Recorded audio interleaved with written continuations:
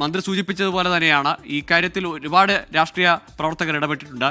പല സാമൂഹ്യ പ്രവർത്തകരും പൊതുപ്രവർത്തകരും അവരുടെ ബന്ധുക്കളും ഒക്കെ ഈ വിഷയവുമായി ബന്ധപ്പെട്ട് പരാതി ഉന്നയിച്ചിട്ടുണ്ടാവാം. പക്ഷേ പരാതിക്കപ്പുറം ഈ കാര്യത്തിൽ കൂടുതൽ സംശയം, ദുരൂഹത എന്ന് ആ കുടുംബം പറയുമ്പോൾ അവിടെ കോൺഗ്രസ് നേതാവിൻ്റെ ബൈറ്റ് വേണം, അല്ലെങ്കിൽ കോൺഗ്രസ് നേതാവിൻ്റെ പ്രതികരണം കൊടുക്കണം, ഞാനാണ് ഈ വിഷയത്തിൽ ഇടപെട്ടത് എന്ന തരത്തിൽ ഒരു മരണവുമായി ബന്ധപ്പെട്ട്, ദുരൂഹതയുമായി ബന്ധപ്പെട്ട്, അതും ഒരു കേസ് അന്വേഷണവുമായി ബന്ധപ്പെട്ട് ഇങ്ങനെ ഒരു ക്രെഡിറ്റ് സ്റ്റണ്ട് നമ്മൾ ഈ അടുത്തെങ്ങും കണ്ടിട്ടില്ല. കാരണം ഇതൊരു ഏത് വിധത്തിൽ പറഞ്ഞൊരു ാണെന്നുള്ള കാര്യത്തിൽ തർക്കമില്ല. സാധാരണഗതിയിൽ നമ്മളൊക്കെ ഈ വാർത്താ ശേഖരണവുമായി ബന്ധപ്പെട്ട് പല സ്ഥലത്ത് പോകുമ്പോഴും അവിടെ ഈ പ്രാദേശിക രാഷ്ട്രീയ നേതാക്കളുടെ സഹകരണമാണ് കാണുന്നത്. ഏത് വിഷയത്തിലാണെങ്കിലും അവർ ഈ പറയുന്ന അവരുടെ ബൈറ്റോ അവരുടെ മുഖമോ സ്ക്രീനിൽ കാണാൻ സഹകരണമാണ് കാണുന്നത്. പക്ഷേ നിർഭാഗ്യവശാൽ വെമ്പായിട്ട് നമ്മൾ കണ്ടത് അത്രയും കോൺഗ്രസ് നേതാക്കളുടെ ഷോ ഓഫ് ആണ് എന്നുള്ള കാര്യത്തിൽ ഒരു തർക്കവും വേണ്ട. കാരണം അത്രയ്ക്കധികം ഉണ്ടായിരുന്നു. അല്പസമയം മുൻപ് വളരെ ലൈവായി നമ്മൾ ആ ദൃശ്യങ്ങൾ കാണിക്കുമ്പോൾ പോലും ആ കോൺഗ്രസ് നേതാവായിട്ടുള്ള അനിൽകുമാർ, ഒരുപക്ഷെ ഈ KPCC നേതാവ്, KPCC പ്രസിഡന്റൊക്കെ ഇതൊക്കെ കണ്ടിട്ട് എങ്ങനെ ഇരിക്കും എന്നുള്ളത് നമുക്ക് ഇപ്പോഴും സംശയമാണ്. കാരണം പ്രാദേശിക വിഷയങ്ങളിൽ പ്രാദേശിക രാഷ്ട്രീയ കക്ഷികൾ കൃത്യമായി ഇടപെടണം എന്നുള്ളൊരു നിലപാടുകാരനാണ് നമ്മളുടെ KPCC പ്രസിഡന്റ്. അദ്ദേഹം അടക്കം ഈ വിഷയത്തെ എങ്ങനെ കാണുന്നു എന്നുള്ളത് ഏറ്റവും പ്രധാനപ്പെട്ട കാര്യമാണ്. മാത്രമല്ല, ഈ അനിൽകുമാർ എന്ന് പറയപ്പെടുന്ന ആൾക്ക് ഏതെങ്കിലും തരത്തിൽ, പ്രത്യേകിച്ച് കഴിഞ്ഞ ഒരു 7 മണിക്കൂറായി ഇതേ വാർത്തയുമായി ബന്ധപ്പെട്ട് നമ്മളുടെ ബ്യൂറോയിലെ പലരും അന്വേഷണത്തിലാണ്. ഞാനടക്കമുള്ള ആളുകൾ അന്വേഷണത്തിലാണ്.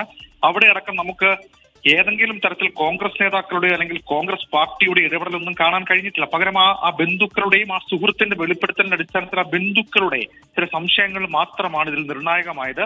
അങ്ങനെ ഒരു കേസിൽ ക്രെഡിറ്റ് എടുക്കാൻ വേണ്ടി മാത്രം കോൺഗ്രസ് നേതാക്കൾ ഈ വിധത്തിൽ ഇടപെടുന്നത് അത് ഒട്ടും ഭൂഷണമല്ല. മാത്രവുമല്ല, അത് ഏതെങ്കിലും തരത്തിൽ കോൺഗ്രസ് പാർട്ടിയുടെ സംസ്ഥാന നേതൃത്വം അംഗീകരിക്കുന്ന ഒരു വിഷയമാണെന്ന് നമുക്ക് കരുതാനും കഴിയില്ല. പോലീസ് ഉദ്യോഗസ്ഥരടക്കം നമ്മളോട് ഇതിനോടകം തന്നെ സംസാരിച്ചിട്ടുണ്ട്.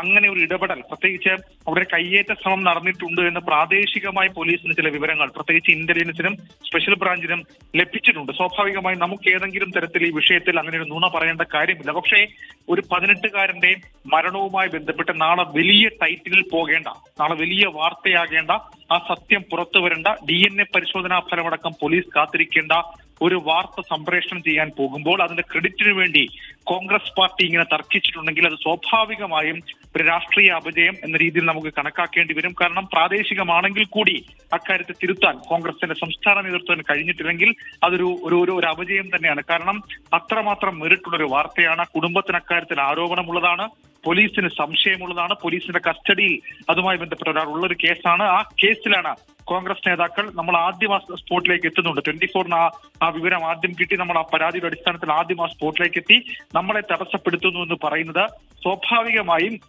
ആ വിഷയത്തിൽ കോൺഗ്രസിന് എന്തെങ്കിലും താല്പര്യമുണ്ടോ, അല്ലെങ്കിൽ പ്രാദേശിക കോൺഗ്രസ് നേതൃത്വത്തിന് താല്പര്യമുണ്ടോ എന്നുള്ള സംശയം ജനിക്കുക സ്വാഭാവികമാണ്. ഗോകുൽ.